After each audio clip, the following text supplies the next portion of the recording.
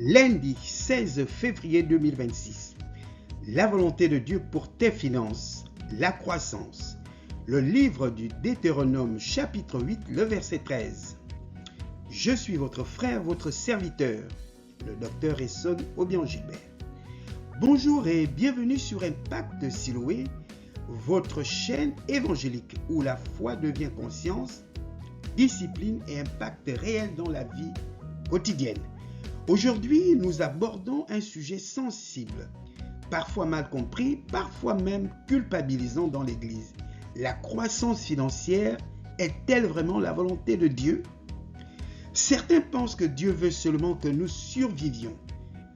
D'autres croient que parler de croissance, c'est être charnel. Pourtant, la Bible est claire. Le verset que nous vous avons donné en référence, nous le reprenons, le livre du Deutéronome chapitre 8, le verset 13. Il est indiqué, lorsque ton bétail se multipliera, que ton argent et que ton or augmenteront, et que tout ce qui est à toi croîtra. Dieu parle ici d'augmentation, de multiplication, de croissance. La question n'est donc pas si Dieu veut la croissance, mais comment vivre cette croissance sans perdre Dieu? Voici pourquoi. Pour vous accompagner dans la compréhension, l'implémentation de l'enseignement d'aujourd'hui, nous vous proposons les clés ci-après. Les 4 clés fondamentales qui vous permettront d'aller plus loin dans votre démarche et dans votre dynamique de pouvoir transformer votre vie et connaître une abondance aussi longtemps que vous vivrez sur terre. Parce que, voyez-vous finalement, telle est la volonté de Dieu pour vous.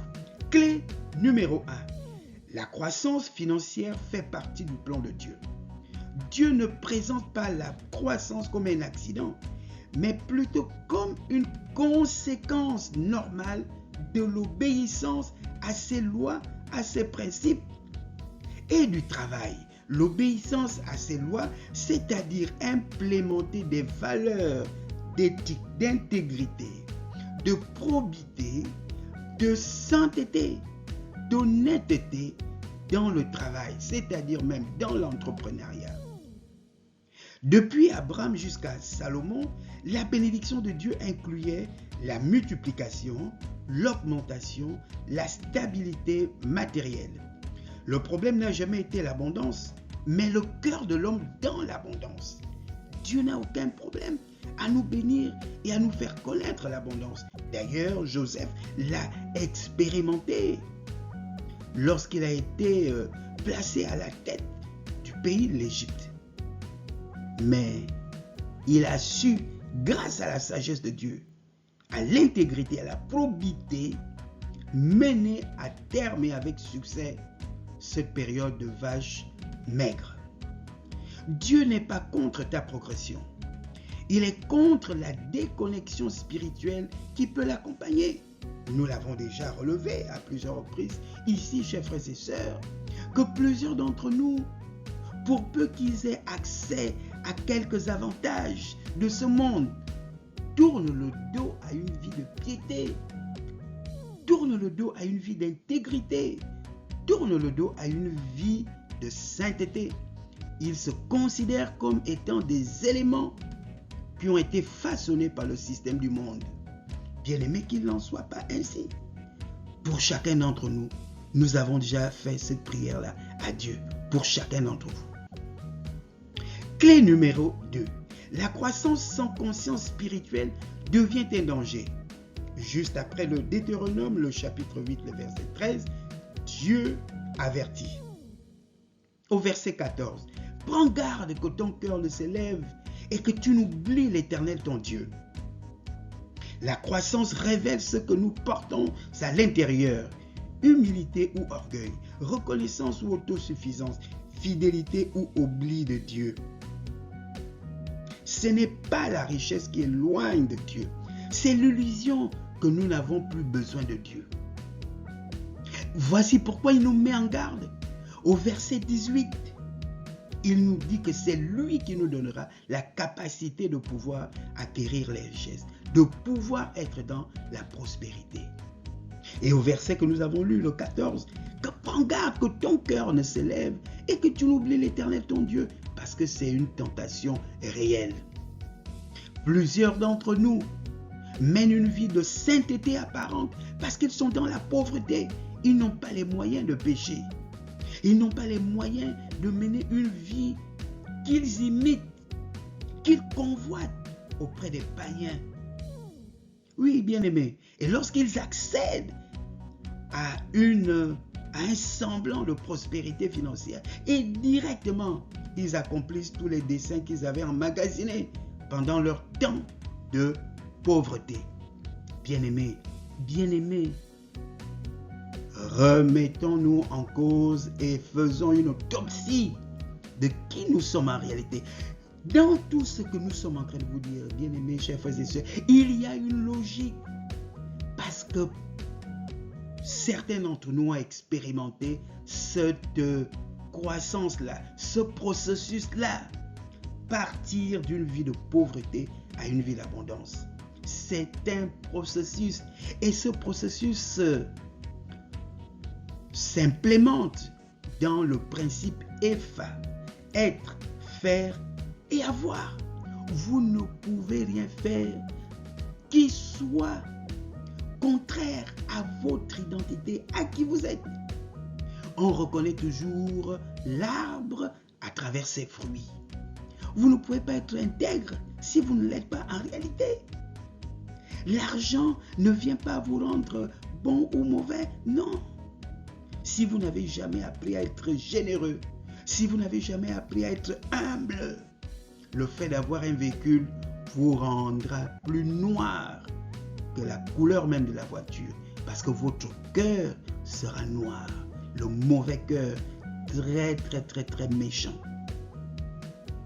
Oui, bien-aimés, chers frères et sœurs, si nous sommes enfants de Dieu, manifestons les valeurs du royaume, la simplicité, l'humilité, la générosité, l'amour du prochain et de ceux qui sont démunis. Pourquoi toujours donner l'impression que parce que vous avez un véhicule, parce que vous avez un salaire qui dépasse celui de votre semblable, vous êtes au-dessus de lui? Non, bien-aimés, ce ne sont pas là les critères qu'on doit retrouver dans la vie d'un enfant de Dieu. Clé numéro 3. Dieu veut la croissance, mais avec responsabilité et alignement. Dieu ne bénit pas pour flatter l'ego.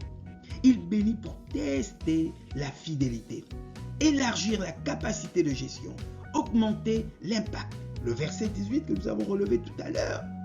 Souviens-toi de l'Éternel ton Dieu, car c'est lui qui te donne la force d'acquérir ses richesses. Deutéronome 8, 18.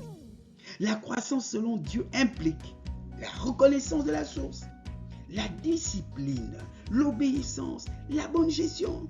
Dieu ne donne pas plus à celui qui prie le plus, mais à celui qui gère fidèlement ce qu'il a déjà. Nous l'avons déjà dit à maintes reprises ici. Si vous êtes fidèle dans les petites choses, les moindres choses, il vous confiera de plus grandes. Dans les prochains mois, plusieurs d'entre nous verront leur situation salariale changer, connaître une revalorisation. Qu'allez-vous faire? Qu'allez-vous faire de ce surplus?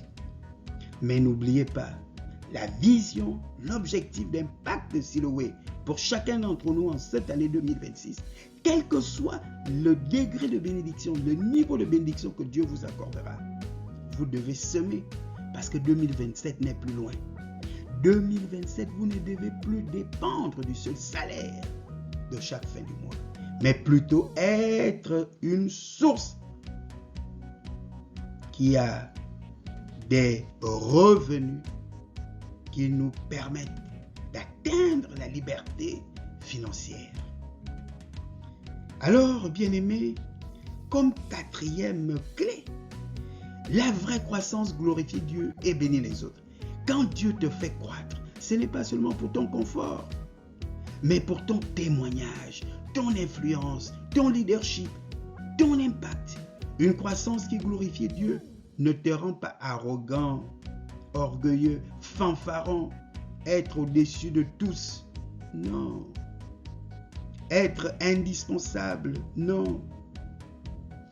N'oubliez pas, bien-aimés, tout ce que la Bible nous révèle comme vérité.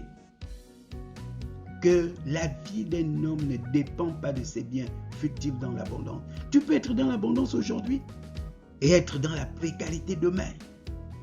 Parce que Dieu est un Dieu de justice. Si le semblant de prospérité dans laquelle tu te retrouves aujourd'hui est l'œuvre du système du monde, sois-en sûr que tôt ou tard, bien-aimé, tout ce qui n'est pas bâti, fondé sur la puissance, la providence de l'Éternel Dieu est appelé à décroître. Parce que le système du monde n'est pas un système qui vous permet d'aller dans la liberté et l'indépendance. Non, Satan veut que tu dépendes toujours de lui et continue à faire des sacrifices chaque jour.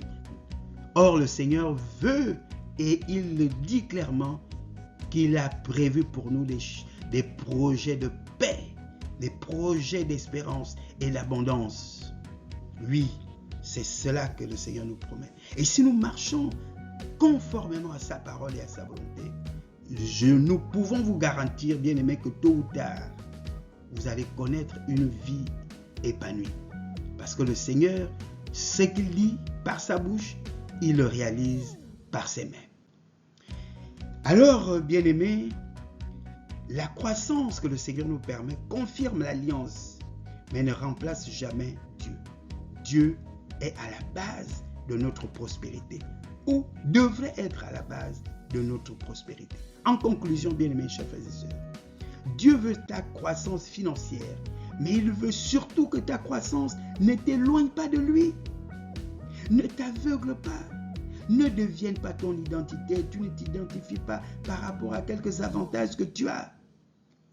Tu t'identifies par rapport à l'œuvre de Christ en toi. Il t'a sauvé. Il t'a délivré de la malédiction et du jugement pour te faire entrer dans son royaume et dans sa lumière. Il t'a fait sortir des ténèbres, de la méchanceté et de la condamnation éternelle. La bénédiction est un outil. Dieu reste la source. Si Dieu te fait croître, reste reconnaissant, reste aligné, reste fidèle. Alors, bien-aimés, chers frères et sœurs, si cet enseignement t'a parlé, partage-le autour de toi. Médite le livre de Deutéronome, tout le chapitre 8, cette semaine, et pose-toi cette question honnêtement.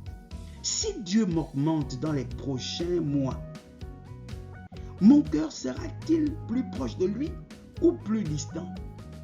Quel sera mon comportement tout au long de cette année 2026 après que ma situation ait été changée? Alors, merci de nous avoir suivis. Abonnez-vous à Impact Siloé. Partagez autour de vous et que le Seigneur nous bénisse. Que l'Éternel vous bénisse et qu'il vous garde. À très bientôt. Amen.